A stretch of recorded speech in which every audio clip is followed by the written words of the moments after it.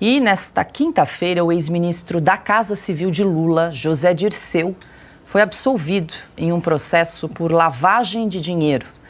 O responsável pela absolvição é o novo juiz da Lava Jato, Fábio Nunes Martino, da 13ª Vara Federal de Curitiba.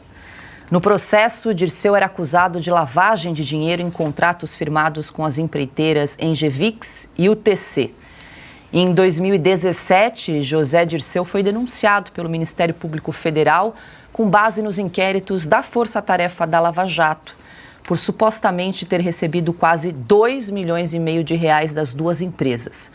No entanto, de acordo com o juiz, o Ministério Público Federal não teria comprovado a prática de propina pelo ex-ministro. Augusto, agora que eu percebi que o novo juiz da Lava Jato é Fábio Nunes Martins. Eu já expliquei que o Nunes Marques não tem nenhum parentesco comigo e esse Nunes novo aí juiz menos da Lava ainda. Jato da 13ª Vara que Não absolveu o José Dirceu. Sou inocente. Meu lado Nunes não tem nada a ver com esse aí, não. Bom, Alexandre, quero te ouvir aí em relação a essa absolvição de José Dirceu pelo suposto pagamento aí de 2,5 milhões de reais em relação a duas empreiteiras, né, Engevix e UTC. Bom, parece que agora não está valendo o CEP, né? Se é lá da 13ª Vara, Engevix. Boa memória, pessoal da construção de barragem lá do Rio das Antas. Mas, enfim, José Dirceu já foi condenado lá no Mensalão, né? Aparece sempre, ele está bem silencioso atualmente, ele deve estar cumprindo penas aí fora da prisão, né? E, enfim, foi a grande cabeça que eu não sei se o PT perdeu, mas o governo perdeu formalmente. Era a grande cabeça do governo e que dava uma certa lógica, um certo equilíbrio, uma estratégia. Eu acho até que ele se afastou, eu ouvi falar que ele saiu de Brasília e foi para São Paulo. Só o fato de ficar longe já é uma falta para o governo, sem dúvida, né? E a gente nota que o governo anda assim, para um lado e para o outro, e, talvez pela distância de José Dirceu. Outras figuras que Lula não conseguiu, né? Indicou a Dilma, depois indicou o Haddad como candidato, exatamente por não ter a pessoa certa para parar e pensar sobre Brasil. E o Zé Dirceu, dentro da ideologia dele, era um pensador sobre o Brasil, era e é, né? Um grande estrategista dentro do PT. Mas, enfim, agora está livre aí dessa história de lavagem de dinheiro. Piotr, vale lembrar que a 13ª Vara de Curitiba, anteriormente, antes do, deixa eu ver aqui o nome do juiz, Fábio Nunes Martino, era o Eduardo Apio, aquele que usava uma senha LUL22, lembra que foi afastado da 13ª Vara de Curitiba, está encantada, né? Que aquele juiz, inclusive, fez uma doação para o PT, campanha, exato. Né? O Zé Dirceu, acho, se não me engano, foi o primeiro beneficiado pelo entendimento de que não pode mais ficar preso, mesmo com condenação em segunda instância. Eu acho que foi a segunda turma do Supremo que determinou a libertação dele naquele momento e ele passou a responder em liberdade. A Lava Jato, o Supremo já disse o que é a Lava Jato. A Lava Jato, segundo o entendimento do Supremo, já não existe mais. A Lava Jato foi completamente escalpelada pelo Supremo Tribunal Federal. O entendimento do juiz, é claro, eu não tenho acesso toda à decisão dele, a gente só reproduziu um pouco. Bom, é o entendimento do juiz, mas está muito claro agora que nada disso vai prosperar no entendimento do Supremo Tribunal Federal. A Lava Jato foi... Sabe que eu tenho uma lógica que um país precisa ter vários valores para se compor, né? E nós temos dois valores assim, e a gente está lutando por um deles agora, aliás, a gente está lutando pelos dois, né? O Brasil conseguiu ter o seu primeiro valor nos anos 80, quando se redemocratizou. É o valor da liberdade de expressão, está ali, claro, na Constituição, contra este mesmo que o Supremo está fazendo e tomando decisões contrárias todos os dias. O segundo valor veio justamente da estabilidade econômica, né, de ninguém mais aceitar a hiperinflação, veio com o Plano Real. Agora a gente tem um governo perdulário que gera uma série de problemas para a economia brasileira e a gente vê um Supremo indo contra esse valor. A Lava Jato apareceu num terceiro momento, que seria exatamente o combate à corrupção severo, duro, diligente por parte das autoridades. Veio lá desde o julgamento do Mensalão e depois veio com a Lava Jato.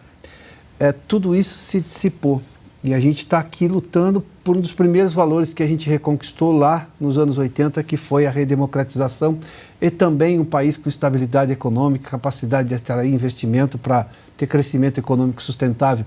Não crescimento econômico como este que o governo Lula está propondo, que na verdade não é crescimento econômico, é só manutenção de status quo, com máquina inchada do Estado, com mais arrecadação, mais arrecadação, mais arrecadação, nada de uso inteligente do dinheiro público, nada de ser, digamos, correto no uso do dinheiro do ponto de vista de aplicar com parcimônia, sem ter que pedir ao cidadão toda hora que pague mais. A lógica do ministro Haddad hoje é conseguir equilibrar as contas públicas com mais arrecadação, não com o uso comedido do dinheiro público, que era exatamente a lógica do governo Bolsonaro e que foi extremamente bem sucedida. Basta ver que nós conseguimos crescer logo depois da pandemia e com um crescimento muito exponencial se comparado ao restante do mundo. A lógica liberal, com responsabilidade fiscal, tudo isso que foi deposto pelo resultado da eleição do ano passado. Augusto. Vou contar uma história aqui. O Alexandre tem, como sempre, tem toda a razão. O Dirceu era o sucessor que poderia ter sido e não foi, do Lula. Ele era o cara que planejava o governo. Eu discordo de tudo que ele faz, evidentemente. Fez, fará. Mas ele era um cara que, do ponto de vista da esquerda, do PT, poderia ser preparado para a sucessão do Lula. Ele é um cara que a moeda dele era o poder. Ele entrou para essas lambanças aí, para essa roubalheira, tardiamente, depois de perder o mandato de deputado. Eu posso dizer isso porque ele não tinha dinheiro. Quando ele procurou o novo dono do Jornal do Brasil, pedindo para ser colaborador. Na verdade, ele seria um intermediário para negócios que envolvessem o governo. Era isso, essa a função dele. Mas fantasiado de colaborador. Eu soube disso no dia em que eu fui nomeado diretor de jornalismo do Jornal do Brasil. Não me avisaram que ele seria colaborador, escreveria artigos, alguém escreveria. E aí eu procurei os meus superiores, meus chefes, e disse, olha aqui, não faz sentido. Como é que o Dirceu vai escrever aqui, mas ele vive levando pau, aí eu vivo criticando, e agora eu vou conviver com ele. Aí ele fala, não, ele vem para fazer outra coisa. Ele vem para cuidar de negócios mesmo, ele vai ganhar uma porcentagem. Negócios que nem me contaram quais eram aí, porque evidentemente envolviam ilegalidades. E eu fiquei com aquele negócio, falei, pô, mas esse é um encontro chato, né? Vou acabar cruzando, trabalhávamos no mesmo lugar, mas que será, qual vai ser o comportamento dele? Aí você fica conhecendo o político disposto a tudo. Eu entro na sala, de repente tem uma reunião, está lá o Dirceu. Não conversava com ele. Eu conhecia desde o movimento estudantil e tinha rompido relações. Aí eu entrei, sabe o que ele disse? Oi, chefe, para mim, que evidentemente não era o chefe. Passou a mandar os artigos dele para mim. E eu, quando recebi o primeiro, falei, não é comigo não, manda direto para fulano. Então eu passei a receber os artigos, ele passou a encaminhar os artigos para outro, com cópias para mim, disso eu não escapei, sabendo que não era o artigo, o trabalho real dele. A partir daí é que ele caiu na vida. Mas até então, no momento em que foi cassado, ele era um dos raríssimos petistas que ainda não tinha enriquecido, ainda. Depois ele virou consultor J.D. Era assim que ele era chamado pela turma toda lá. Não por mim. Não por mim.